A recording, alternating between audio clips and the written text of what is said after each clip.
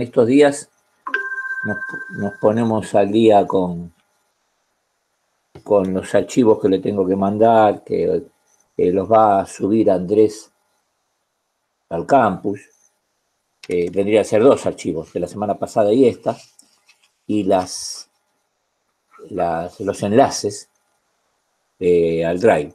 O sea que cada archivo va a tener un enlace al Drive. No sé si del primero, yo no sé si el primero lo grabé. De todas maneras, el primero es bastante chiquito, más informativo, está todo escrito. No es muy importante, digo, para tener el Drive.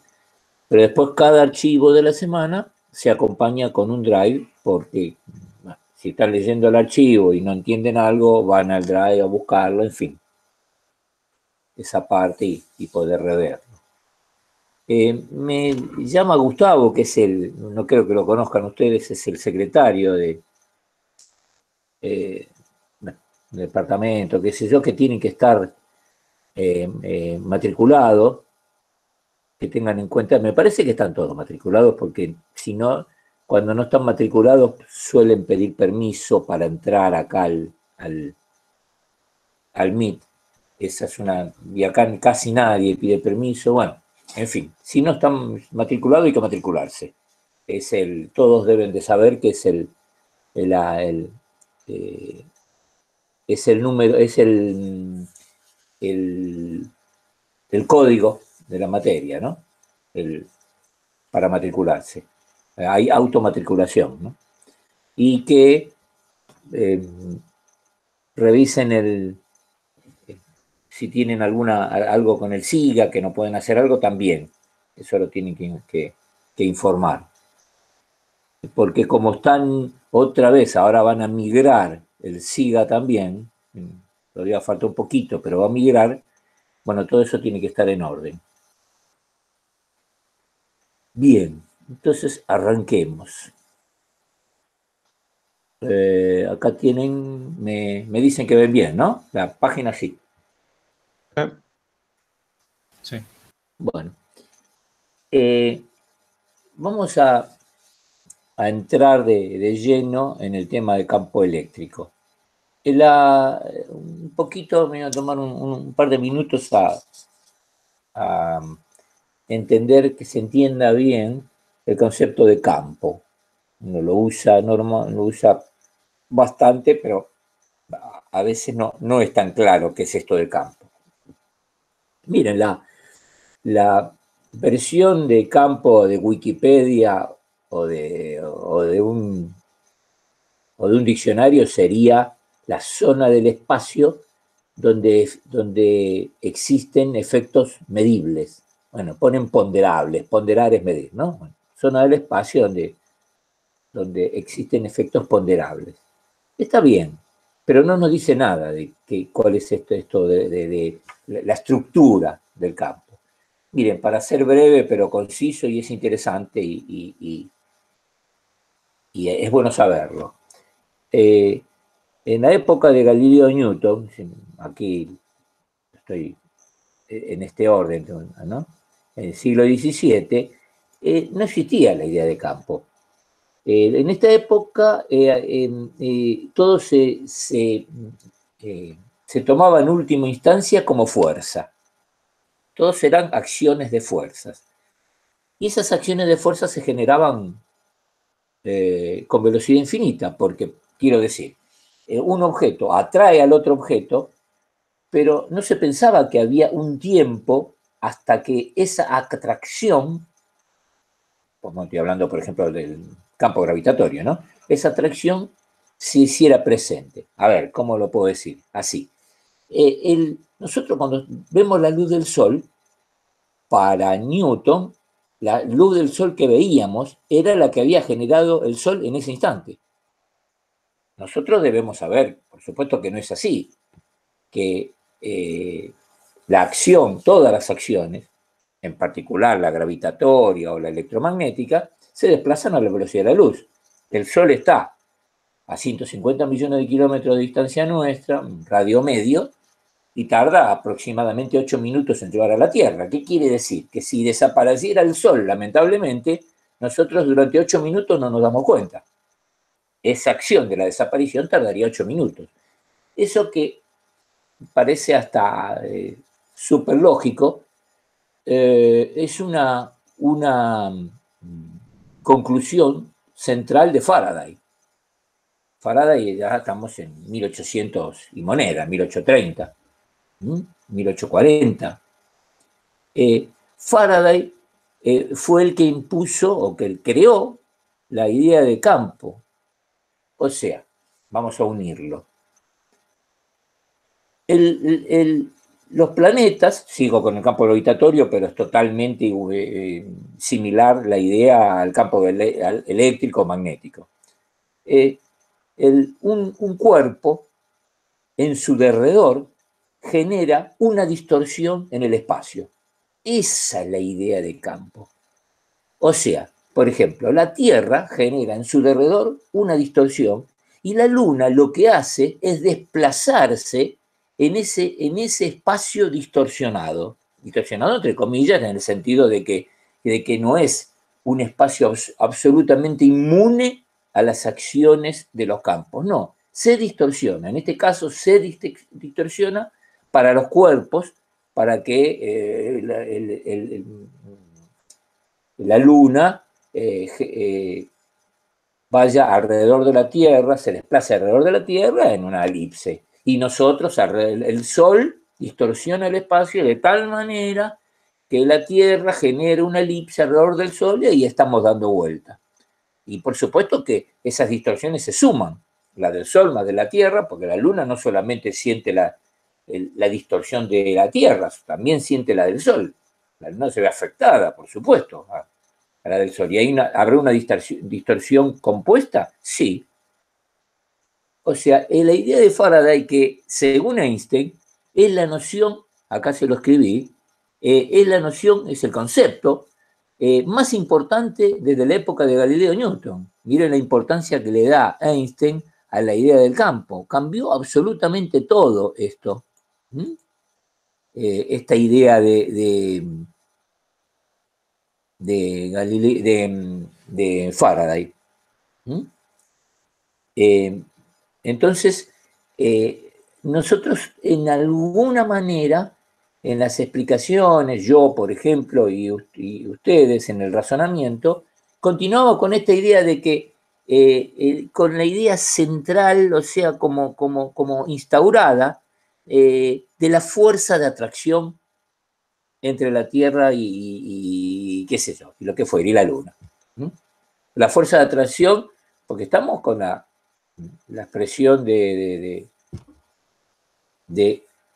fuerza gravitatoria, una constante, por M1, por M2 sobre R cuadrado. Sí, matemáticamente lo describe, pero físicamente no. El que le metió la matemática a esa nueva física fue Einstein. O sea, en las ecuaciones de la relatividad no existe M1 por M2 sobre R cuadrado. No existe. Existe el espacio distorsionado y las ecuaciones correspondientes, ¿no? Nosotros no nos vamos a meter en las ecuaciones de la teoría de la relatividad, pero es muy bueno entenderlo esto. Bien, por supuesto que esto está asociado al campo eléctrico. Una carga eléctrica distorsiona, cambia el espacio en su cercanía. Cambia el espacio de tal manera de que se acerca otra carga eléctrica, si es del mismo signo se repelen, si es del signo opuesto se atraen. Es una distorsión asociada al tema eléctrico en este caso.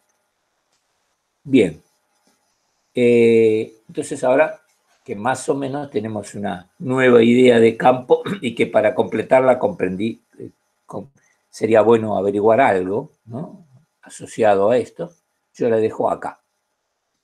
Nosotros habíamos visto, la clase pasada, hasta acá, habíamos visto la existencia de las cargas eléctricas, la fuerza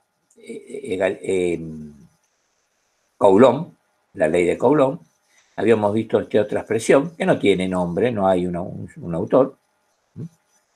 Y habíamos visto habíamos, como último tema, habíamos hablado de la necesidad de pensar a la carga eléctrica en el sentido de que tiene un valor pero tan chico que con criterio de ingeniería podemos pensar que existe la distribución continua de cargas. ¿Qué quiere decir la distribución continua de cargas?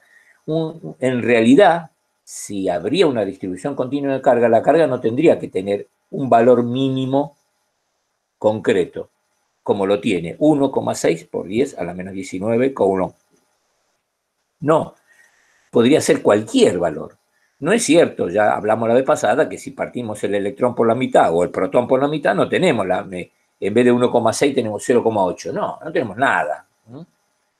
O sea, existe el mínimo, el cuánto de carga. Bien, ahora, otra vez, con criterio de ingeniería, ese cuánto es tan chiquitito que puedo considerar que sí, con criterio de ingeniería y con cualquier otro criterio, salvo cuando estemos en cargas puntuales, podemos considerar que hay un continuum de carga. Bien, si hay un continuum de carga, la expresión aquí está, de Coulomb, la puedo diferenciar. Acá la tenemos, ¿no? Entonces, ahora digo, para campo, ¿no? Esta expresión diferencial de E es igual a K, antes era K por Q sobre R cuadrado, el campo. Ahora es K por diferencial de Q sobre R cuadrado, bueno, la línea entre cargas, la recta que une entre cargas, por eso está el versor R. Bueno, integrando esto, aquí lo tiene, K es una constante, se le fuera a integrar y acá tenemos la expresión del campo eléctrico para allá. Esto es muy usual, Claro, tendría que definir en qué tipo de... acá está. ¿Qué tipo de distribución de carga estoy? Si estoy en una línea, en una superficie o en un volumen. Entonces, esta expresión está asociada a la distribución de carga que estaremos en el problema. Hay problemas de este tipo, ¿no? Así. Acá está, ¿no? Otra vez, igual que antes. Bien. Cualquier pregunta, no duden en interrumpirme, ¿eh?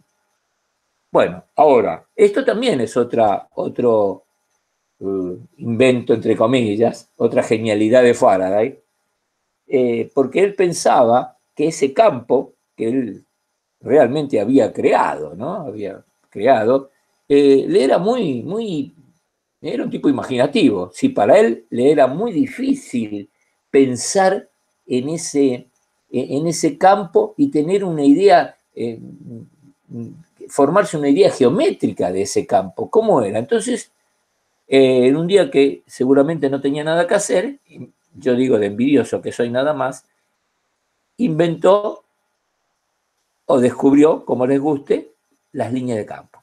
Que ustedes la bien o la conocen. Es interesante ver algunas consecuencias de la visualización de las líneas de campo. Porque no solamente en quedarse con el dibujito. ¿Qué implica esto? Miren, por empezar, implica claramente que existe el monopolo eléctrico. Porque yo tengo una línea de campo, veamos acá, una línea de campo que nace en la carga positiva y muere en la carga negativa. O sea que por un lado tengo la carga positiva, por otro lado tengo la carga negativa. Ustedes dirán, qué gran descubrimiento. Sí, es un grandísimo descubrimiento porque si no tuviera la posibilidad de manejar el monopolo eléctrico, o sea, de agarrar una carga negativa, una, 1.000 millones, lo que quieran, y llevármela a otro lado, o sea, manejarlo como yo quiero, no existiría nada, bueno, no existirían ni nosotros, ¿no? Pero, por ejemplo, para acercarnos a lo nuestro, no habría corriente eléctrica, porque la corriente eléctrica es cargas eléctricas aisladas, en particular si son sólidos las negativas, ¿no? Los electrones, lo único que se mueve en un sólido es un electrón, el protón no. Eso, entonces, electrónicos, en cargas eléctricas aisladas, negativas, circulando por un cable. Eso es o sea, tengo el monopolo eléctrico. ¿Está bien? Y así también la positiva, ¿no? En un líquido, en un sólido hay movimiento, hay corrientes de carga positiva. Por ejemplo, en un tubo de iluminación, en una lámpara de bajo consumo, hay corrientes ambas, positivas y negativas. Es un gas y hay de las dos. Y las dos propenden a la generación de energía eléctrica, en este caso, de la luz, ¿no? Bien, siempre la visualización del campo eléctrico es la tangente, acá queda más o menos claro acá, ¿no? Es la tangente a la curva en el punto en consideración. Si yo quiero saber acá, en este punto, ¿qué hago? Quiero ver el campo eléctrico en este punto, inclusive dibujarlo apropiadamente para tener una idea de su intensidad, dirección y sentido. Bueno, trazo la tangente y le otorgo un sentido de más a menos, de la carga positiva a la negativa. Entonces, ahí tenemos, ya con todo esto, tenemos el vector campo eléctrico totalmente definido. Módulo, la ley de Coulomb, después va a venir con la ley de Gauss, etc. Módulo, ahí tengo, intensidad. Dirección, tangente, siempre tangente a la curva en el punto dado. Sentido, de más a menos. Carga positiva a carga negativa. Listo. Tengo los tres parámetros que identifican un vector. Puede ser que aquí, en la semirrecta que une ambas cargas, y bueno, aquí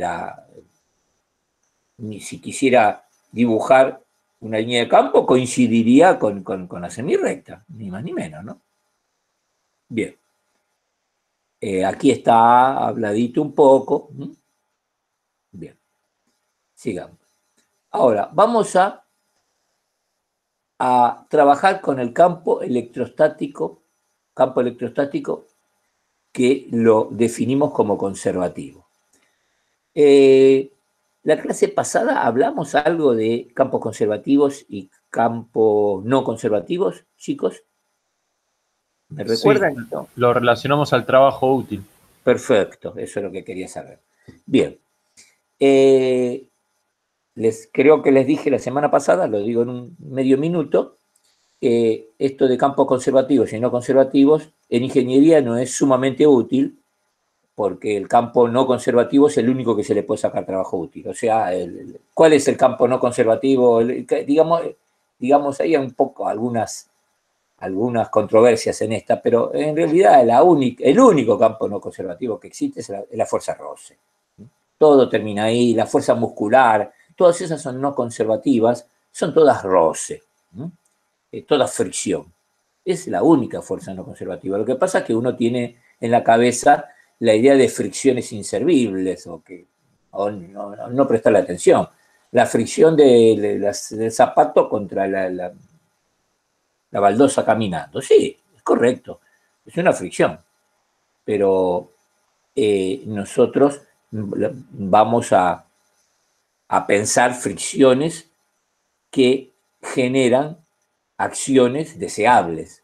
No hay que despreciarla, pues nos permite desplazarnos la fricción. Bueno, tenés razón, si no fuera por la fricción andaríamos patinando a lo loco por la calle, ¿no? Tenés toda la razón del mundo. Yo lo que quiero ir a un pensamiento de ingeniería, me gusta constantemente ir a ese lado, ¿no? Quiero decirte, por ejemplo, un agujero en la pared con una agujereadora, ¿es fricción o no es fricción? Y bueno, yo quería hacer un agujero en la pared. O sea, ahí tengo una fricción un poco burda, pero concreta, una fricción útil, si quieren, útil bajo esta visualización. Todos mueren en fricciones. Las acciones de convertir un trabajo en algo útil. ¿Qué le pasa en lo contrario? ¿Qué le pasa a un campo conservativo? Yo hago un trabajo y el campo, por ejemplo, levanto una piedra del piso arriba de la mesa y hago un trabajo. Ahora, como estoy haciendo un trabajo en contra del campo gravitatorio, el campo gravitatorio se guarda ese trabajo que yo hago. Y uno dice, fenómeno, se guardó. Y digo, sí, es lindo porque si quiero que la piedra vaya al piso de vuelta, no necesito bajar yo. la dejó caer y se acabó. Pero si bien tiene alguna cosita a favor, muchísima cosa a favor, ¿no? Muchísima, tiene otras en contra, porque yo lo que quiero, en ingeniería otra vez, es hacer un trabajo y que ese trabajo después se invierta en hacer algo de lo que yo quiero. No quiero que me devuelva el opuesto, porque si el tipo se la guarda y me devuelve el opuesto, para algo me sirve. Por ejemplo, yo hago un trabajo para subir agua a un tanque, al tanque de agua, y después el agua cae por la canilla, así, ya, ahí sí me hace el opuesto y me sirve. Pero si yo quiero hacer un trabajo y que ese trabajo se convierta en energía cinética, por ejemplo, mover la rueda de un coche, o sea, hacer un trabajo es entregar energía, ¿no? Y que las ruedas se conviertan en energía cinética en la rueda de un coche, ahí ya no es hacer el opuesto. Le estoy diciendo, haceme este trabajo. Energía, un medio de m por el cuadrado. Este trabajo. Eso es solamente capacidad de las fuerzas no conservativas. Bien. El campo electrostático conservativo vamos a analizarlo un poco y vamos a ir a... Eso no quiere decir que sea inútil todo lo que sea conservativo, porque, por ejemplo, ahora vamos a ir a parar directamente, sin salir de un campo conservativo, vamos a ir a parar a la diferencia potencial, sin salir del campo conservativo. Así que miren si es útil. Vamos a ir en esa línea. Esta es una carga positiva generadora de campo, esta Q grande, y yo tengo digamos, manifiesto una línea de campo de las infinitas que hay alrededor de esta carga. Tengo visualizo de esta línea y voy a llevar una carga de prueba, se llama Q0, que también es positiva, ¿ven? Positiva. La voy a llevar, no, miento, digo mal, el campo la va a llevar. Porque como son ambas positivas hay repulsión, el campo va a llevar la carga positiva de la posición A a la posición B. Para eso, el campo hace un trabajo, a costa de perder energía potencial, el campo, ¿no? No importa, ahí está, pero hace un trabajo. Entonces, el trabajo de la fuerza eléctrica para ir de A a B es la integral entre A y B de la fuerza eléctrica diferencial R, nada nuevo. Pero la fuerza eléctrica, acuérdense que era Q0 por E. Ah, fenómeno. Entonces yo lo quiero poner todo en función de campo. Pongo Q0 por E. Q0 es una constante, la saco fuera integral y me queda esta expresión. Ahora, el campo eléctrico según Coulomb, ¿qué era? K por Q sobre R cuadrado. Ah, muy bien, acá lo tengo. K por Q sobre R cuadrado, versor R, toda la dirección de la línea de campo. Y ahora, K y Q son constantes. Q es la carga general del campo, K es 9 por 10 a la 9, si es en el vacío. Y acá me queda la expresión un poquito más linda, que queda 1 sobre R cuadrado. La integral de 1 sobre R cuadrado es menos 1 sobre R. Y acá tengo la expresión. Simplona, pero muy útil. El trabajo de la fuerza eléctrica para ir de A a B es esta constante por 1 sobre R. Y esto acá ya nos está diciendo otra vez que este es un campo conservativo, porque acá no me informa qué camino usé yo para ir de A a B. Dice posición inicial A, posición final B. Le da lo mismo ir por cualquier camino. Bueno, yo usé el camino más fácil matemáticamente, que es ir por la línea de campo, pero yo podría haber agarrado la carga en la posición A, irme hasta la terraza y volver a ir a la B, y iba a ser siempre 1 sobre R menos 1 sobre B. Eso es privativo de los campos conservativos, no le importa para nada el camino realizado para ir de la posición inicial a la final. Bien, acá está absolutamente claro. Bien. Hay algunas cositas que acá están un poco como repaso. Si yo me muevo en una perpendicular, así, me muevo en una perpendicular a la línea de campo, así, el trabajo de la fuerza eléctrica es cero. Uno dirá, bueno, pero yo para moverme tengo que ir a hacer un trabajo yo. Sí, fenómeno, seguro, pero yo estoy hablando el trabajo de la fuerza eléctrica, no el trabajo que hace un agente externo moverlo. Es otra cosa. Cuando uno averigua el trabajo, tiene que poner, estoy averiguando el trabajo de quién, de la fuerza eléctrica. Ah, entonces Solo pienso en el trabajo de la fuerza eléctrica, no lo que requiere para hacer ese trabajo, que puede ser todo lo complicado que fuera. La fuerza eléctrica, moverse perpendicularmente, el trabajo es cero porque está metido un coseno acá, y el coseno de 90 es cero, chao. No hay trabajo de la fuerza eléctrica. O sea, en movimientos perpendiculares a la línea de campo, el trabajo es perfectamente nulo, de la fuerza eléctrica es nulo. También, si yo hago una circulación, salgo de A y vuelvo a A, no importa qué camino hago, en absoluto, como el campo conservativo, ese trabajo es perfectamente nulo. Esta ecuación, esta que está así remarcada media curiosamente, es central de los campos conservativos. Todos los campos conservativos responden a esta ecuación. Su integral por un camino cerrado, que se llama integral de circulación, es perfectamente nulo. Bien, y ahora vamos a pasar a asociar la circulación de un vector con el rotor del vector. Para ello, y esto es el teorema de Stokes, ¿no? Stokes asocia la circulación de un vector, esto, con el rotor del vector, que era esta visualización, ahora la vemos, con el rotor del vector, ¿eh? Bien, entonces, empecemos. Es la idea de Stokes. La forma de visualizar el rotor de un vector, recuérdenlo por favor, era la idea de una ruedita, en el ejemplo que lo habíamos visto en la clase pasada, era una ruedita ahí en el medio de una laguna, y había el agua circulaba en esa laguna con ciertas velocidades. Por ejemplo, acá está la imagen. En esta imagen, si fuera esta visualización, la velocidad por encima de la ruedita, del agua encima de esta ruedita, es mayor que la del agua debajo de la ruedita. Por lo tanto, esta ruedita va a girar. Distinto sería si el agua que circula sobre la parte superior de la ruedita tiene unos vectores de velocidad de la misma intensidad, la misma dirección y el mismo sentido que abajo, entonces la ruedita no gira porque la fuerza es pareja en todos los puntos que lo afecta acá en la ruedita, ¿no? Bien, esta es una idea del rotor. Pero hay otra idea que es un poquito más elaborada. Yo no solamente hago esto, correctísimo, hago esto, sino que tomo esta ruedita y la muevo en una dirección y en un sentido que lo necesito hacer.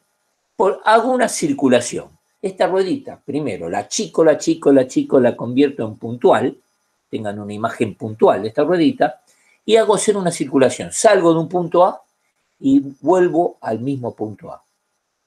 Hago la integral de la circulación. ¿Qué pasa si hago eso? Bien, esta ruedita evidentemente va a estar girando porque tenemos que pensar en términos de campo, ¿no? En términos de fluido acá no nos va a nosotros. El campo eléctrico va a cambiar cuando yo me posicione en distintos puntos, va a cambiar. Pero lo que pasa es que va a cambiar de tal manera que cuando sume todos los efectos de la rotación en toda la vuelta, en última instancia, eso va a dar perfectamente nulo.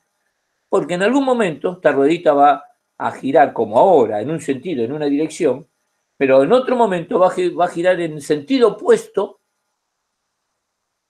y con la intensidad exactamente igual a esta, cuando pegue la vuelta en la circulación. Por lo tanto, cuando sume todo eso, sume la contribución punto a punto en toda la integral cerrada, me va a dar nulo. Esto que les acabo de contar, esta es la segunda opción. La primera era que el campo sea perfectamente paralelo y todo igualito, entonces la ruedita no gira. entonces el rotor es nulo. Si la ruedita no gira, el rotor es nulo. Y otra es contar en todos los puntos de una circulación cerrada y ese rotor me va a dar 0. Es esto, chicos. Esto, hacer esto. Pero si hago la integral cerrada, si este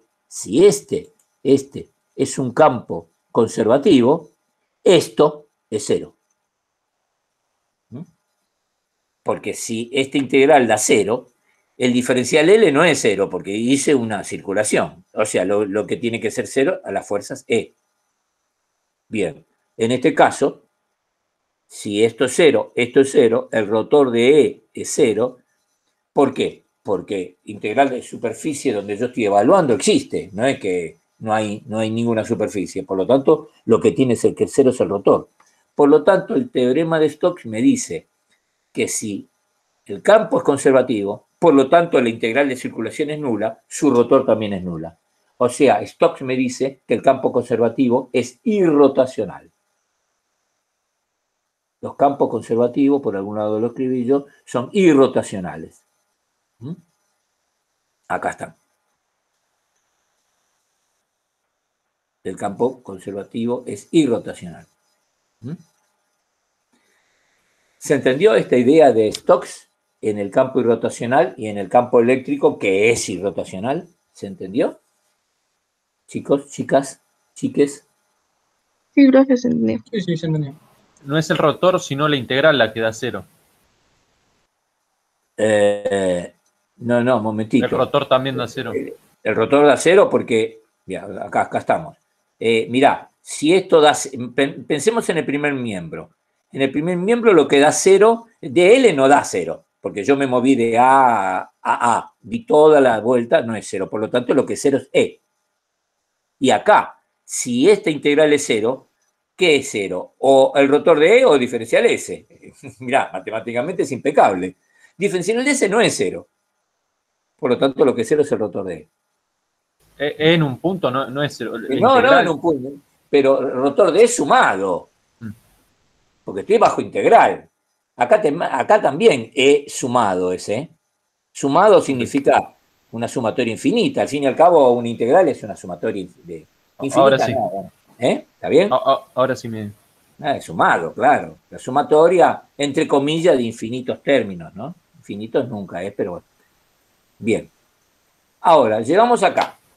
Bien. Ahora viene un concepto para nosotros muy importante, que es el potencial eléctrico. Entonces, ¿qué vimos nosotros? Habíamos visto que F no, que fuerza eléctrica es Q por E. Q0, la carga de prueba por E. ¿No? Eso es fuerza eléctrica. Si yo despejo E, campo eléctrico, es F sobre Q. Esto es una ecuacióncita muy linda y no sé, pero dice algo muy importante que quiero que lo tengan claro. ¿Hay algún micrófono abierto por ahí? Perdón. Porque se escucha algunos ruidos. Dice algo que es muy importante tenerlo en cuenta, que el campo eléctrico no depende de la carga de prueba. Y yo voy a extender esta idea. ¿Por qué no depende? Miren, cuando yo divido un parámetro, en este caso la fuerza, por otro parámetro, en este caso el escalar Q0, el resultado es un vector, porque vector F, vector dividido escalar es un vector, y ese vector es independiente de Q0. Para decirlo en forma cortita, breve y exacta, dividir un parámetro por otro es independizarse de ese parámetro. En particular, F dependía de Q0. Sí, F dependía de Q, de Q0. Pero al dividirlo, ahora F por Q0, E sigue dependiendo de Q, las cargas generales de campo, pero no depende más de Q0. Que yo necesite Q0, la carga de prueba, para saber si en este lugar del espacio hay un campo eléctrico, eso es fenómeno para detectarlo. Pero una vez que lo detecté, agarro la carga de Q0 y me la llevo, la tiro, qué sé yo, y el campo eléctrico sigue existiendo acá. Nada más que yo lo detecté con una carga. Pero el campo no depende de Q0. ¿Por qué? Porque está Q0 dividiendo. Esta misma idea la vamos a plasmar ahora en el potencial eléctrico. No vamos a dividir un vector por un escalar. Vamos a dividir un escalar por otro escalar. O sea, dividimos el escalar U, energía eléctrica, acuérdense que no le puedo llamar E, porque ven, lo tengo gastado acá, el E. Entonces ahora energía eléctrica es U, que es un escalar. Lo divido por Q0, dividiendo un escalar por otro escalar. El resultado es, por supuesto, un escalar. Y ese escalar se llama diferencia potencial. Potencial eléctrico, yo exagero a propósito la palabra diferencia potencial, ahora lo vemos. Bien, entonces, energía sobre carga, Joule sobre Coulomb, volt. ¿Está bien? Bien, entonces, si vamos acá, creo que por acá hay una, sí, bueno, al principio. Acá, paso Q dividiendo, Q0 dividiendo, ven, acá tengo joules. Si paso Q0 dividiendo, me queda Joule sobre carga, sobre Coulomb, es K por Q sobre R. K por Q generado de campo, por K por Q generado de campo dividido R. Bien. Entonces,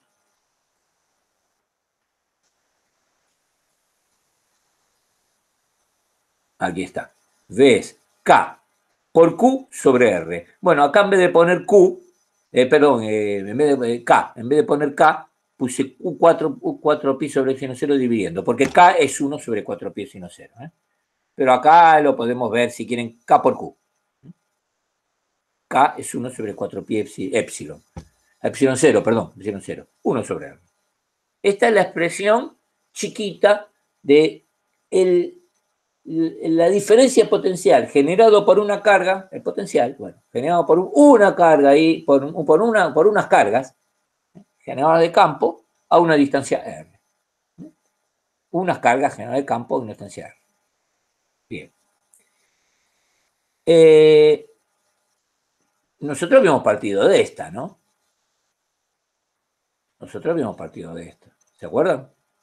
Salimos al principio. No voy otra vez con el al principio todo, pero era esto. Acá lo tienen. La fuerza eléctrica de AB, la integral de la fuerza y bla, bla, bla. Esto lo habíamos visto. Estamos en el campo conservativo. Nos salimos. Bien. Lo retomamos. Acá lo puse de vuelta. Ahora miren. Miren, si yo agarro K por Q generado de campo, por Q0, y la multiplico por, hago distributiva, la multiplico por 1 sobre RA, ¿qué me da? La energía potencial eléctrica en A. K por Q por Q0 por 1 sobre RA es la energía potencial eléctrica en A. Y K por Q por Q0 y lo multiplico por 1 sobre B me da la energía potencial eléctrica en B. La primera distributiva me da energía potencial eléctrica en A, la segunda en B. O sea, al fin y al cabo, el trabajo para ir de A a B de la fuerza eléctrica es, lo puedo ver, como la energía potencial eléctrica que tenía en A y ahora la que tengo en B. ¿Cambió? Sí, cambió. No sé cómo cambió, no importa. Tiene que ver con la estructura del problema, pero lo tengo como una energía potencial eléctrica que tenía en un punto, ahora no tiene otro punto. Ya estoy dándome cuenta que no existen, ir de A a B es cambiar de energía potencial y que siempre va a haber una referencia de una sobre otra, de A a B. Si puedo tomar una como cero porque lo voy a hacer, porque me es cómodo, pero siempre son diferencias de energía potencial. Quiero decir, antes de seguir adelante, cuando yo digo que levanto un cuerpo, otra vez me voy al campo gravitatorio porque es mucho más simple de entender y es exactamente igual al tema electrostático.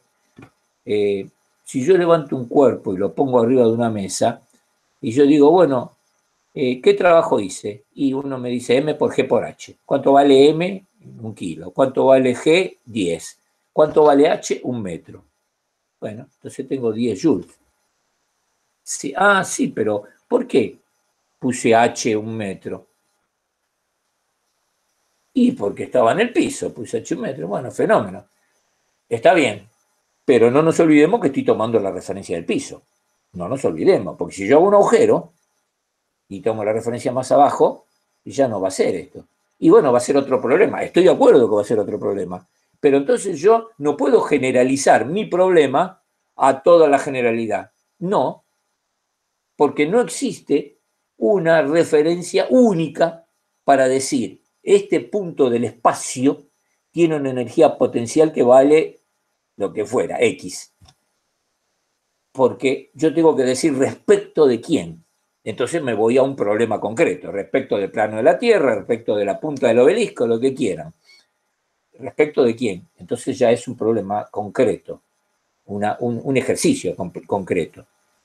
Otra vez, quiero decir, no existe la energía potencial gravitatoria absoluta en un punto de ninguna manera, no tiene ninguna entidad, siempre referente a alguna que se toma normalmente como cero. ¿Está bien? De esa misma manera, no existe la energía potencial eléctrica absoluta de un punto. De ninguna manera. ¿Por qué? Porque ambos campos son conservativos.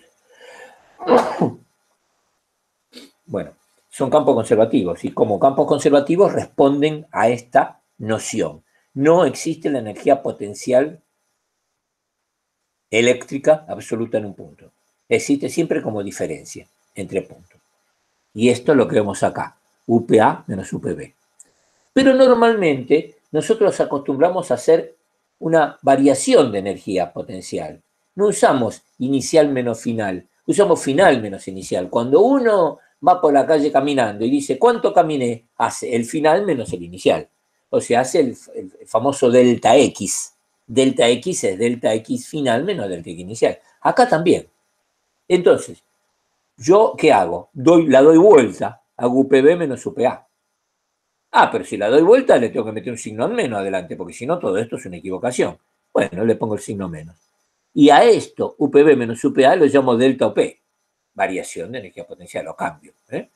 Y tiene el menos adelante. Este menos es el famoso menos de las integrales que aparece por todos lados, es este. Acá está, Este menos no es desechable. Este menos no lo cuento acá y después desaparece. No, va a aparecer por todos lados este menos. Por eso acá está explicitado. El trabajo de la fuerza eléctrica para ir de A a B es menos la variación de energía potencial eléctrica. Menos la variación o el cambio de energía potencial eléctrica. Bien, ¿y ahora qué hago? Tomo esta expresión, esta, igual a esto, pero en vez de poner el trabajo, lo voy a convertir esto en energía potencial. Miren cómo hago. Acá está. ¿Vieron que trabajo para ir a ver la fuerza eléctrica es UPA menos UPB? Bueno, acá está. Pongo UPA menos UPB igual a esto, ¿no? Igual a esto, sí. Pero ahora, ¿qué hago? Paso la carga de prueba dividiendo. ¿Y qué me queda? UPA sobre Q0, que es ni más ni menos que el potencial en A. UPB sobre Q0, que es ni más ni menos que el potencial en B. Es K por Q por 1 sobre A menos 1 sobre B. Y acá tengo una expresión de la diferencia potencial inicial menos final. ¿Está bien? Ahora lo voy a asociar a la integral. ¿Cómo hago? Es simple. ¿Se acuerdan, para no ir arriba de todo, que el trabajo de la fuerza eléctrica para ir de A a B era la integral de F diferencial R? ¿Y se acuerdan que F eléctrica era Q por E? Bueno, acá está. Esta es. Nada más que la Q ahora está escondida acá adentro, ¿no? Acá. En BA y BB. Bien. Y esta es la expresión. Ahora, puedo invertir sin problema los límites de la integral y le meto un menos adelante. Totalmente usable, totalmente. Miren, regla mnemotécnica. Cuando yo hago una diferencia potencial, BA menos BB o B4 menos B5, lo que quieran, el subíndice B, en este caso, que está cerquita del signo menos, ¿ven? Que no, este está lejos del signo menos, este está cerquita. Si este subíndice está en el inferior, en el límite inferior de la integral, acaba un signo menos. Regla mnemotécnica. Si el subíndice que está al ladito del igual está como límite integral inferior, acaba un signo menos. Si está arriba, acaba un signo más. ¿Lo ven? Bien. Aparte quiere decir mucho esto. ¿Se acuerdan que para ir de A a B, para no ir de vuelta arriba, para ir de A a B, el trabajo lo hacía el campo? ¿Se acuerdan? Porque estaban repeliendo. ¿Ven? El trabajo realizado por el campo para ir de A a B. Ahora, si doy vuelta al límite de la integral, entonces ahora ya no lo hace el campo, lo hace un agente externo, o sea, yo o ustedes. ¿Lo ven? Y ven que este signo menos es, acá está el agente externo, digamos, para hacer este trabajo. Para hacer este trabajo, acá está el agente externo, acá está la visualización del agente externo, un signo menos. ¿Está claro, chicos, lo que acabo de decir? Chicas. Sí. Sí. Perfecto. ¿Está claro? Bien. Ahora, algunos ejemplitos para ir tirándonos a los problemitas de medio enlace, los problemas que no. Supongamos que tengo un campo únicamente en el eje X. Por lo tanto, si yo me desplazo por ese campo,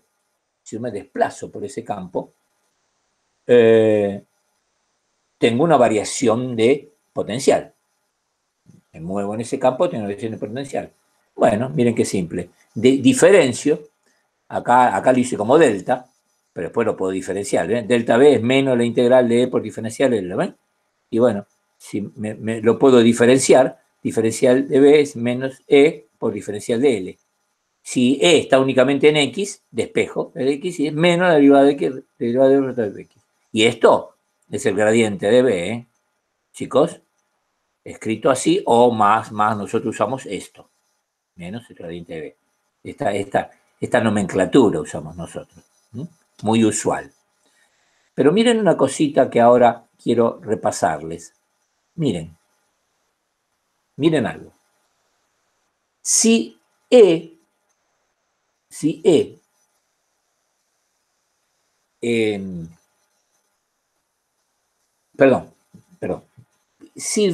si la diferencia potencial es cero, ¿qué significa que la diferencia potencial es cero? Significa que el valor B sub A es igual al valor B sub B. No necesariamente que BA y BB fuera cero, también, pero no necesariamente. BA vale 80 volt y BB vale 80 volt.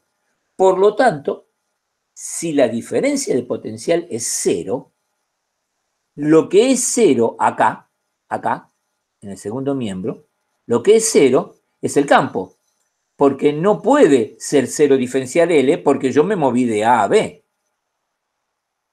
Entonces el campo es cero. Entonces, chicos, si no hay campo, no quiere decir de que no haya potencial. Si no hay campo, quiere decir que el potencial no cambia, que también incluye que sea cero, porque si es cero no cambia. Vale cero en A y vale cero en B. Eso está. Pero puede tener cualquier valor. Otra vez, si no hay campo eléctrico, puede haber potencial. De valores cualquiera. Lo que no puede pasar es que cambie el potencial. Entonces nosotros nos ponemos a pensar, otra vez como utilidad, ¿no? Otra vez para verlo. ¿Alguien de ustedes me puede decir cuál es el medio material en que no puede haber nunca campo dentro de él? Un conductor. El conductor. Los conductores, dentro de un conductor no puede haber campo. Voy a extender esta idea. Vamos a poner que, para tener un poquito de imaginación, una pelota maciza del conductor que quieran. No hay campo adentro. Pero esa pelota puede ser una cáscara de espesor lo chiquito que quieran, ¿eh? Y adentro no hay campo. O sea, quiero sacar la idea de que tiene que ser maciza. Por supuesto que vale para maciza, pero si no es maciza también, no hay campo adentro. Entonces, adentro de un conductor nunca hay campo, pero no quiere decir que no haya potencial. El potencial que va a tener ese conductor va a ser el potencial que tiene la superficie, porque la superficie del conductor es parte del material, no es que no es parte. Por lo tanto, está al mismo potencial que está dentro. Lo que pasa es que no cambia el potencial. Eso quiere decir que a lo mejor ustedes le ponen el dedo arriba de ese conductor y le pega un patadón que lo tira a la vereda de frente. Porque había un potencial muy grande, pero no cambiaba. Sí, pero me pegó un patadón que me hizo sentar. ¿Se entiende la idea de la existencia de potencial contra la referencia? Cuando yo meto el dedo, estoy refiriéndome el potencial de la esfera conductora con respecto a tierra. Y ahí sí valía 220 volts. Pero adentro, todos los puntos valen 220 volts, adentro y afuera. Afuera no, sobre la superficie. ¿Se entendió esta idea? Sí. Bien. Bien. Y llegamos acá. Acá. Ahora vamos a entrar en el estudio un poco de los dieléctricos, así despacio. Para ello, vamos a definir un nuevo parámetro que se llama momento dipolar eléctrico, ¿no? Bueno, momento dipolar. ¿Y qué significa? Supongamos que yo tengo por alguna razón dos cargas puntuales separadas a una distancia. Mira, acá no lo dice, pero esa distancia tiene que ser molecular o atómica, ¿no? No es que yo ponga una carga a 1 metro de la otra, no. Distancias atómicas, 10 a la menos 15, ¿no? Entonces acá tengo una carga eléctrica negativa, una positiva, separadas a una distancia molecular. Entonces aparece una fuerza de atracción, negativa contra positiva, y aparece un parámetro que va de negativo a positivo, por definición, de negativo a positivo, es P minúscula porque vamos a necesitar la P mayúscula para otra cosa, vector, P minúscula vector, y se llama momento dipolar. ¿Y a qué es igual el momento dipolar? El producto de la carga positiva, porque en sí es positivo, ¿no? El valor de la carga positiva multiplicado por la distancia entre cargas. En este caso, la distancia entre cargas, esa distancia atómica, si quieren, vale 2A. Acá está, ¿eh? Arriba, abajo, estoy en un sistema cartesiano, 2A. 2A por Q. Como está en el eje Z, versor K. Ahí tenemos la definición del momento dipolar, así. ¿Y en qué unidades tiene? Bueno, metro por coulomb. Acá está, ¿no? 2A, metro por coulomb. O sea, el módulo de P, acá está, coulomb por metro. Y ahí tenemos este nuevo parámetro que sirve para una carga. Perdón, un juego de cargas, no una carga, un juego de cargas, positivo o negativo. Tengan en cuenta que la definición de dipolo son dos cargas que tienen que tener exactamente el mismo valor, exactamente, tienen que estar separadas, porque si tengo una arriba del otro no tengo nada, tienen que estar separadas por una distancia molecular y tienen que tener obligatoriamente signo opuesto. No pueden ser dos positivas o dos negativas. Eso es la definición de dipolo, ¿eh? Bien. Entonces ahora vamos acá y vamos a agarrar este dipolo, le vamos a aplicar un campo eléctrico horizontal, todo parejito. Acá para no complicarla, todo parejito, acá lo tiene. Entonces, ¿qué va a pasar? Este dipolo va a sufrir las cargas que modelizan el dipolo, la carga positiva. Este campo eléctrico fue generado por un montón de cargas positivas que acá no están dibujadas, pero estarían acá. Por lo tanto, va a repeler a esta carga positiva y atraer esta negativa. Por lo tanto, va a aparecer una fuerza, esta fuerza F, que es la de repulsión. La fuerza tiene la misma dirección que el campo, ¿la ven? Y acá hay una fuerza de atracción, esta carga es la negativa, la fuerza otra vez tiene la misma dirección que el campo, pero acá el sentido es contra el campo porque la carga es negativa. Bien. Pero ¿qué va a pasar?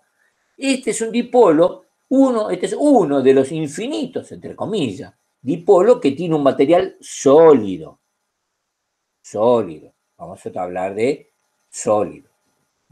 Este es un aislante sólido en el que estoy simbolizando uno de los infinitos átomos que tiene, o moléculas que tiene este aislante sólido. Ahora, nosotros estamos acostumbrados, y ustedes lo saben, a llamarle dieléctrico. ¿Ustedes me pueden decir qué diferencia hay entre un aislante y un dieléctrico? ¿Por qué le llamamos dieléctrico? ¿Alguien me puede decir? Porque se polariza con el campo, porque cambia Sí. su propiedad. Sí, exactamente. La diferencia entre un aislante y un dieléctrico es que el dieléctrico tiene una nueva propiedad, la propiedad de la polarización. O sea, nosotros todavía no vimos la polarización, la vamos a ver en un minuto, no es ningún secreto, pero es esta acción de rotar sobre un punto un punto fijo, porque no se olviden que esto es un aislante sólido, no se puede desplazar en el sólido.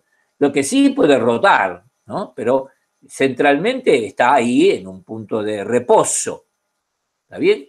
Esta capacidad que tienen, en realidad todos los aislantes tienen la capacidad de rotar. Lo que pasa que con criterio de ingeniería no me interesan los aislantes cuya rotación es absolutamente mínima, chiquita, despreciable, porque ese conjunto de rotaciones mínimas va a generar una polarización muy pequeña, por lo tanto ese dieléctrico va a ser un dieléctrico con valores que yo necesito, epsilon, muy pequeños y no me interesa.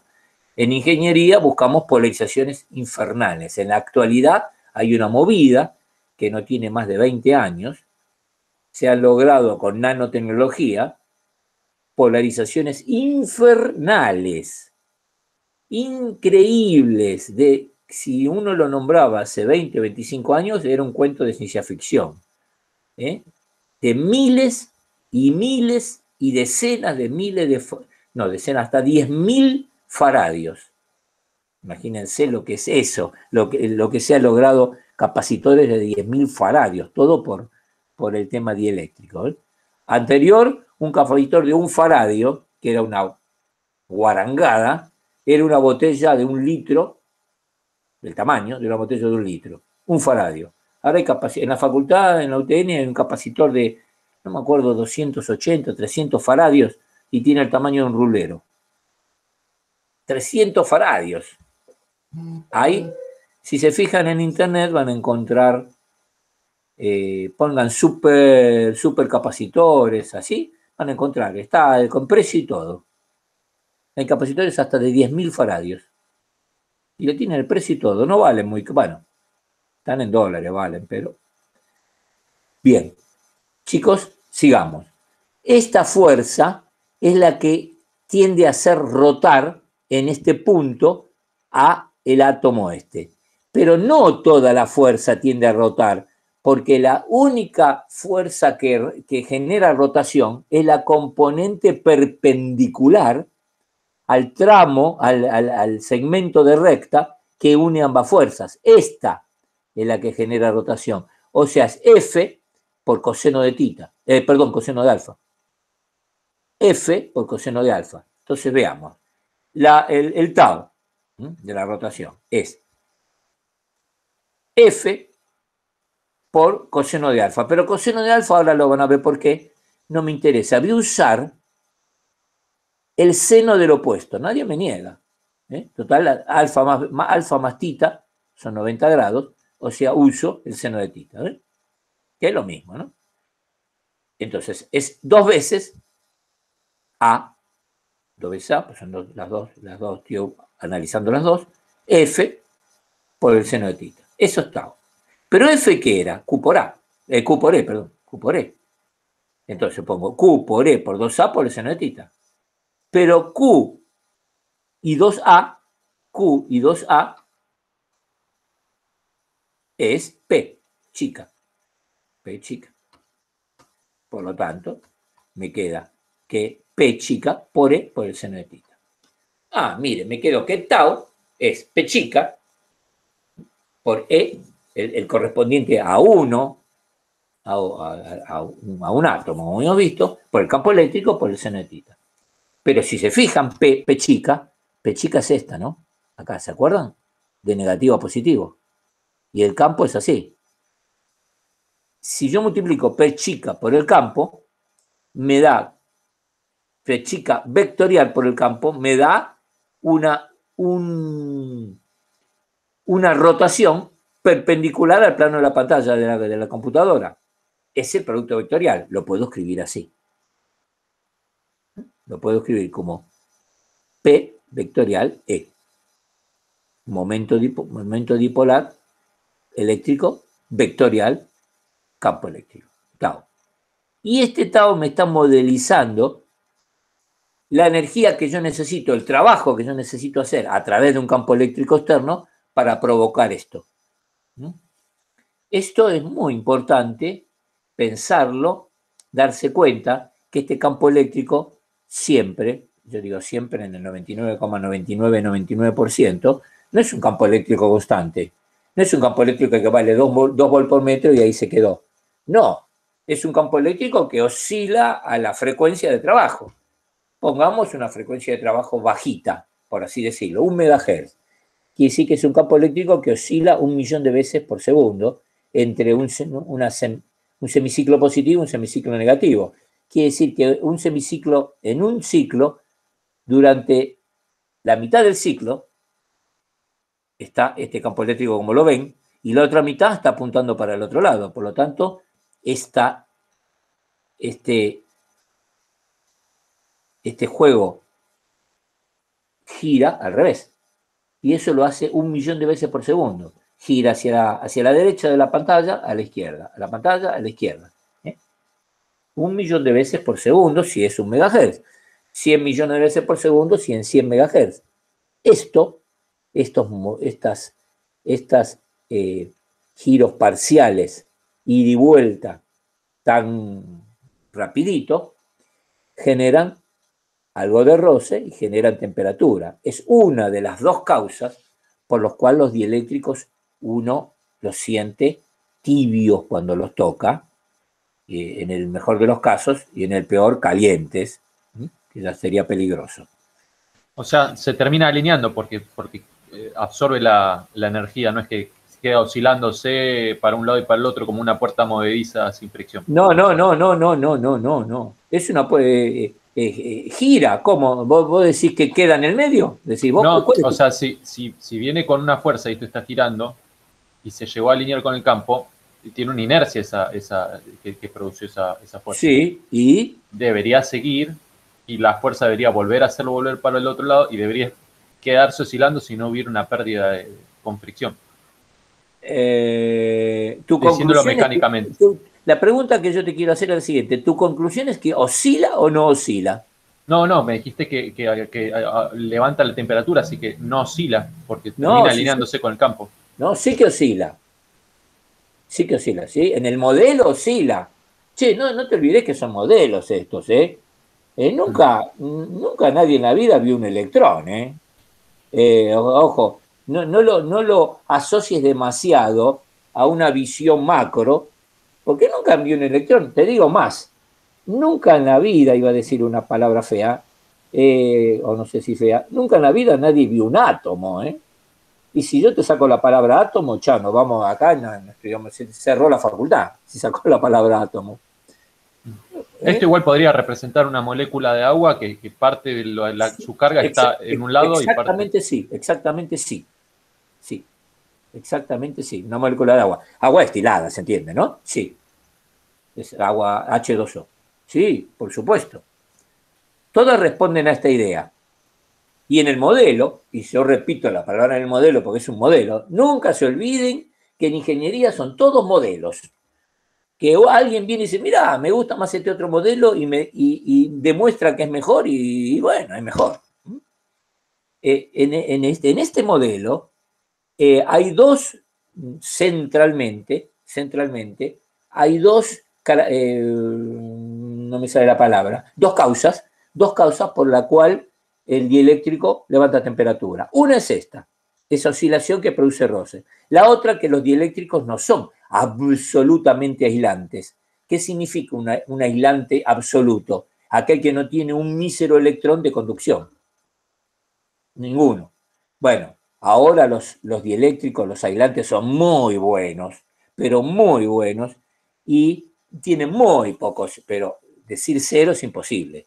Esos electrones de conducción que tienen un aislante van a conducir la corriente. Yo no quiero que conduzca la corriente, no quiero que se comporte como un conductor. Entonces, esos electrones que se desplazan por el aislante también golpeando las moléculas y los átomos, levantan temperaturas, generan calor. ¿Se entiende? Las dos causas. Bien. Entonces, acá tenemos ya el modelo presentado con su tau, pero lo tengo en forma de átomo. En forma de un átomo. Bien, acá está. El dipolo eléctrico modeliza la tendencia a rotar que le sucede a los átomos.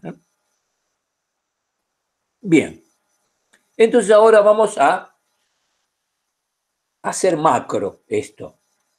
Vamos a ir al vector polarización que tiene la P mayúscula, ya se lo imaginan. O sea, yo no tengo un átomo, ¿para qué quiero un átomo solo? Y es imposible hacer eso. Lo que tengo es N átomos. Entonces, vamos a ir a esto. Es más, vamos a tener N, ya más que átomos, voy a hablar de dipolos, porque a mí lo que me interesan son los átomos que tienen esta característica de dipolo. Si no tiene característica de dipolo, no me sirven de nada. Bueno, un poquito, el campo eléctrico va a hacer esa separación y lo va a hacer girar un poco, pero vuelvo a decir, nos interesa que lo haga mucho, por lo tanto, hablemos de dipolo. Entonces, vamos a llamar a N el número de dipolos por unidad de volumen, por metro cúbico. Y entonces ya directamente digo, bueno, voy a llamar un vector polarización, macro polarización, al producto de N por P. P era Coulomb por metro. Y N es número de dipolos, no es unidad, sobre metro cúbico. Por lo tanto, me queda Coulomb sobre metro cuadrado. El vector polarización, que es un vector, tiene como unidad a lo que nosotros conocíamos como sigma, que era densidad superficial de carga, la misma unidad. Van a ver que están asociadas, van a ver cómo aparece acá todo. Densidad superficial de carga. Bien, acá lo tenemos. Tengan sigma en la cabeza porque va a aparecer. Bien. Ahora, ¿de quién depende el vector polarización? Y simple. Depende de la energía que le entrego yo con el campo eléctrico. No es lo mismo ponerle un volt por metro que 10 volt por metro. O sea, esto se va a agudizar, depende del campo eléctrico. Pero también depende del material que produzca la cantidad de dipolos. No es lo mismo el material A que el material B respecto de su cualidad de polarizarse. A un mismo campo eléctrico, el material A produce una polarización más grande que el B, porque está dependiendo del material en sí. O sea, hay una necesidad de modelizar no solo el campo que lo genera, sino cuánto se polariza por el material en sí.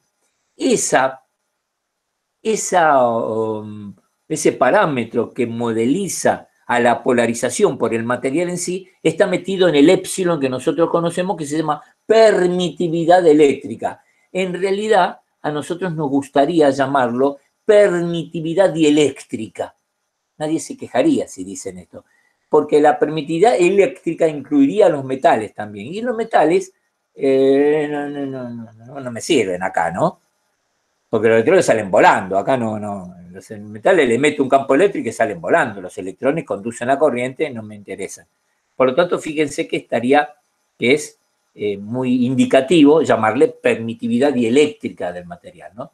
me está calificando al material en cuanto a su capacidad para polarizarse. ¿Está? Entonces, ahora sabemos que P es una cualidad una cualidad generada por el campo eléctrico y por el material. Ahora vamos a ponerlo acá, pero lo ponemos un poquitito distinto. Vamos a, no sé si la vieron, chicos, ¿la vieron en algún lado la vieron esta susceptibilidad eléctrica X sub E? Sí, en física. Bueno, acá aparece. La susceptibilidad eléctrica como una constante de proporcionalidad. O sea, ¿qué pasa? Porque acá hay algo que hay que dejarlo claro. Vamos a ir a parar a la polarización y al vector D, que es el vector inducción, todo arrastrado por la polarización. Pero vamos a ver que yo voy a poder decir que toda esa polarización, toda esa inducción, también la puedo modelizar con el vacío. Entonces uno ahí se desanima un poco, porque dice, bueno, pero en el vacío no hay un mísero átomo de nada, ni siquiera, que ni dipolo, ni átomo, ni electrón, no hay nada. Entonces, ¿qué cuerno se va a inducir en la nada? Bueno, chicos, tienen que, ya lo dije ya de otra manera, pero la misma cosa, para que funcione tal como funciona, es necesario contar que el vacío puede manejar el campo eléctrico. En forma mínima, porque es la mínima posibilidad obtenible. El vacío del aire es la mínima posibilidad. O sea, lo que se obtiene es el mínimo de inducción, pero lo hay. Y lo tenemos que aceptar. Por lo tanto, fíjense que acá está separado. Acá epsilon 0 es la permitividad del vacío del aire. Y acá tengo el X, que es cuando tengo un material. Un material. ¿Está bien? Un material. Con X mayor o igual a 0. Si X fuera 0, P va a ser 0. Pero no importa, va a haber inducción. La vamos a ver. Pero acá por empezar, lo tenemos.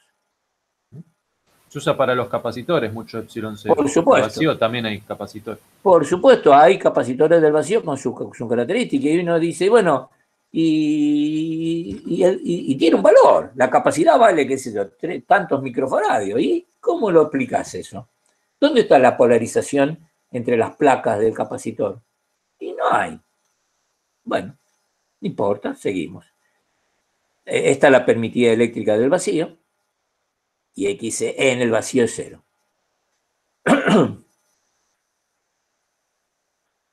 Si P es igual a 0, no hay este tipo de polarización. No quiere decir que no haya inducción, ¿eh?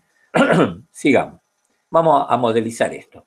Vamos a poner un capacitor, si quieren, o dos placas metálicas con cargas positivas en la izquierda y negativas en la derecha, con la condición de que sean iguales, ¿eh?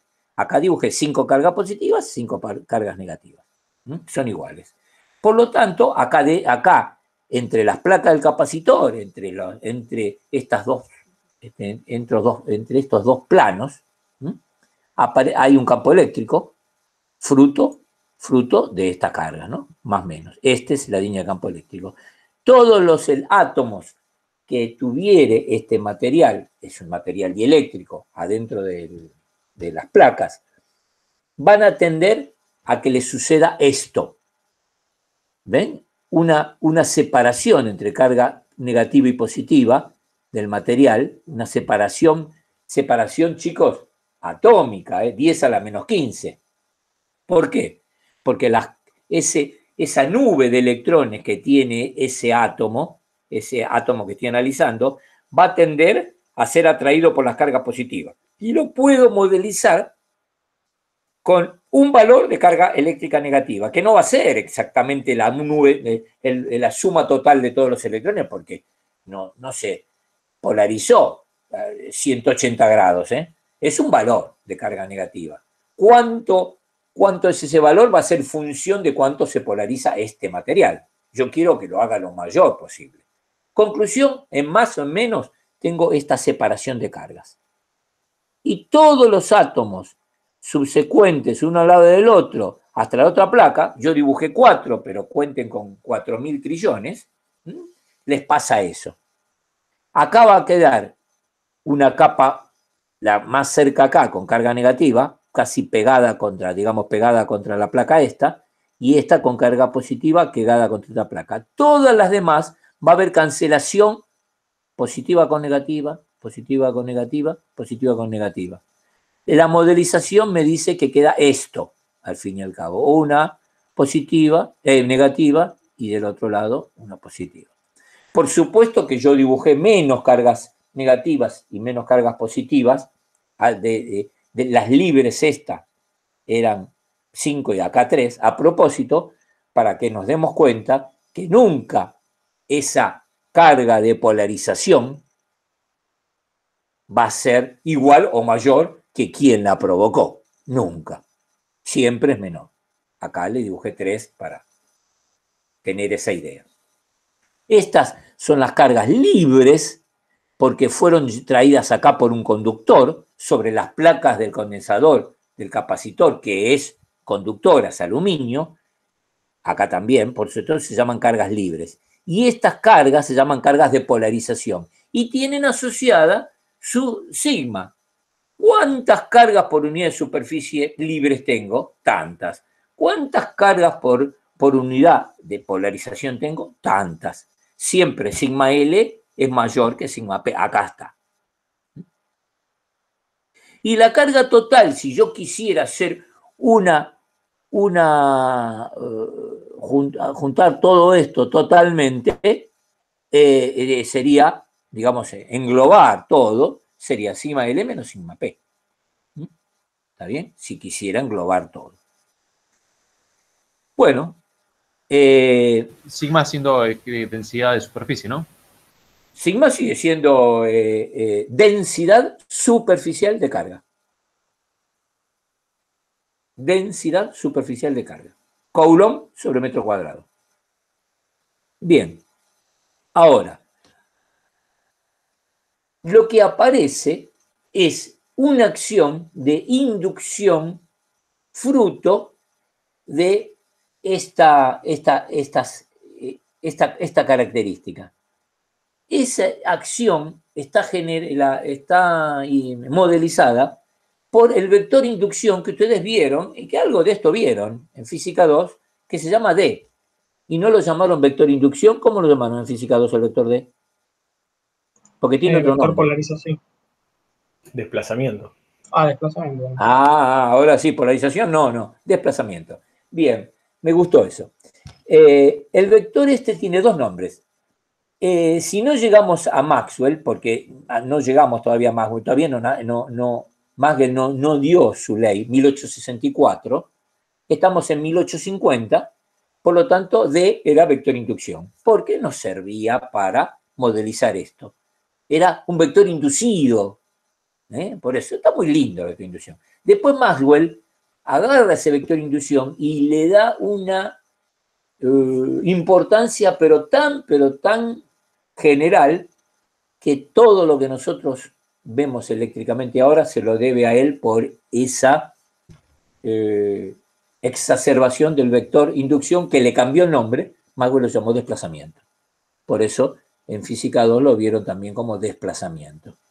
Pero todavía yo no puedo justificar la palabra desplazamiento, por eso le llamo inducción, y ya vamos a llegar a Maxwell dentro de poco y van a ver la importancia que tiene.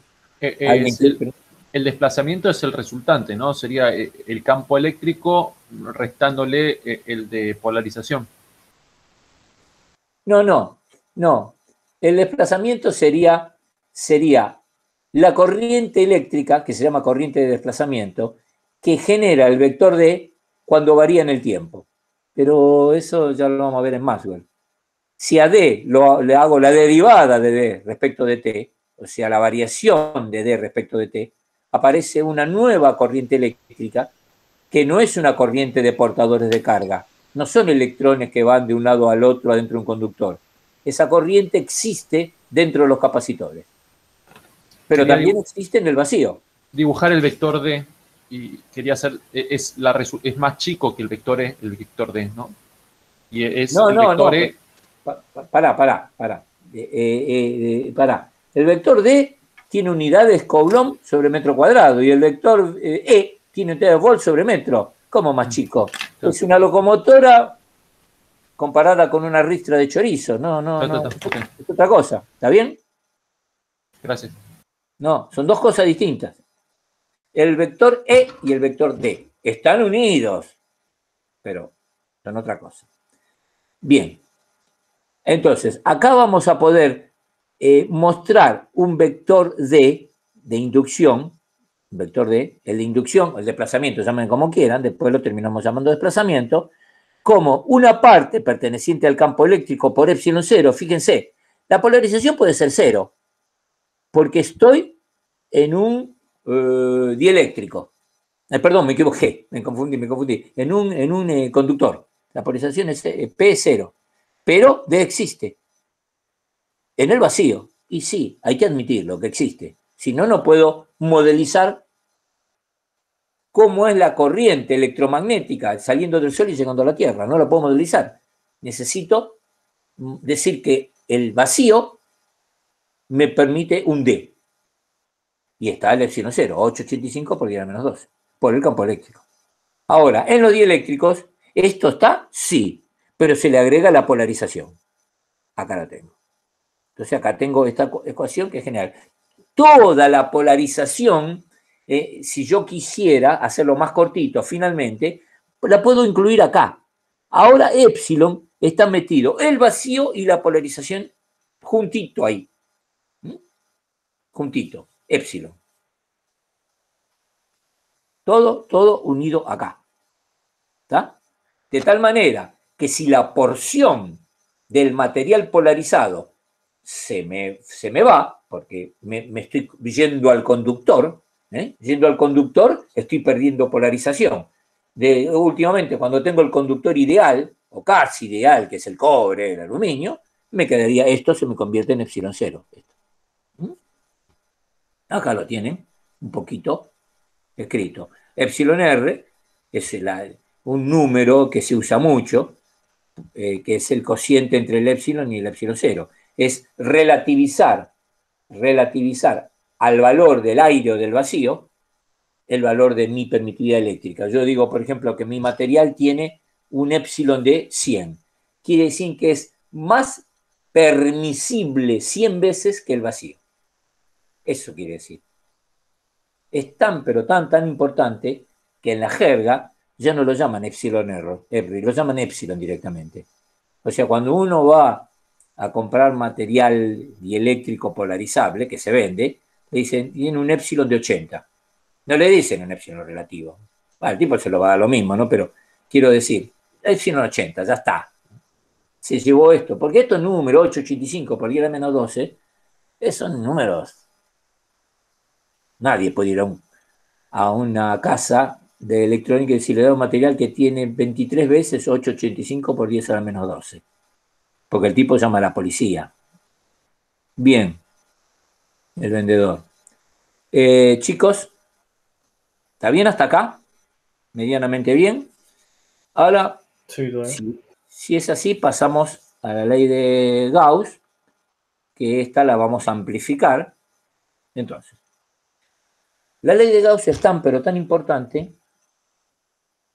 que tiene una característica que quizá no se la conozca. La ley de Gauss resuelve todo problema de la electrostática, todo. No hace falta ninguna otra cosa más que la ley de Gauss. Este Gauss no tenía nada que hacer, el pobre, y estuvo en todos lados, porque este es el mismo Gauss de la matemática, no es otro. ¿Vieron? Es una cosa de loco. Las ecuaciones de Maxwell, de las 4, 2 son de Gauss. De las 4 ecuaciones de Maxwell, 2 son de Gauss. Una de Faraday y una de Ampère más Maxwell mismo. Era una cosa de loco este tipo. Bueno, la ley de Gauss sirve para resolver todo problema de electrostática. El problema que tiene planteada como integral es que es muy restrictiva de acuerdo a la geometría que nosotros tenemos que trabajar. En física 2, ustedes la vieron y usaron esa forma integral. Esa forma integral es bastante restrictiva porque tiene que tener mucha simetría, si no, no vamos a ningún lado. Ahora, nosotros acá, no hoy, la vez que viene, vamos a ver una extensión de la ley de Gauss que se llama Laplace y Poisson. Laplace y Poisson agarraron la ley de Gauss y le metieron matemática arriba y sacaron unas expresiones que son mucho más amplias para resolver problemas. Sigue siendo la ley de Gauss, sin ninguna duda, nada más que ampliada en cuanto a su poder de resolución. Bien, entonces, para entender la ley de Gauss, tenemos que entender que Gauss implica flujo sobre superficies. Flujo viene de fluir, de los fluidos. Bueno, porque en el siglo XVII, que esto se hizo, todos eran fluidos, líquidos, el aire mismo, los gases son fluidos. Nosotros lo vamos a aplicar directamente a campo, que no son ningún fluido, pero funciona exactamente bien como con los fluidos. Entonces vamos a hablar del flujo del campo eléctrico, no el flujo de un gas X. Bien, bien. Entonces, miren, vamos a pensar en flujos que atraviesan superficies. La superficie atravesada por el flujo, en particular, puede ser plana o puede ser con alguna curva, en particular cerrada, ¿no? Entonces vamos a modelizar esto, a recordar la modelización de esto. Miren, en la superficie de lo que fuera, nosotros la conocíamos como escalar, de la misma manera que las longitudes nosotros lo conocimos durante mucho tiempo como escalar. Pero yo les tengo que contar que de la misma manera como existen los escalares que no pueden ser vectores de ninguna manera, por ejemplo, los litros de agua que hay en un recipiente, yo no los puedo vectorizar. Yo no le puedo dar dirección y sentido a 10 litros de agua en un tacho. No. La calidad, ya no. La cantidad de agua que va a seguir siendo un escalar a muerte. La capacidad es un parámetro escalar. En cambio, la superficie la puedo vectorizar. Muy simple.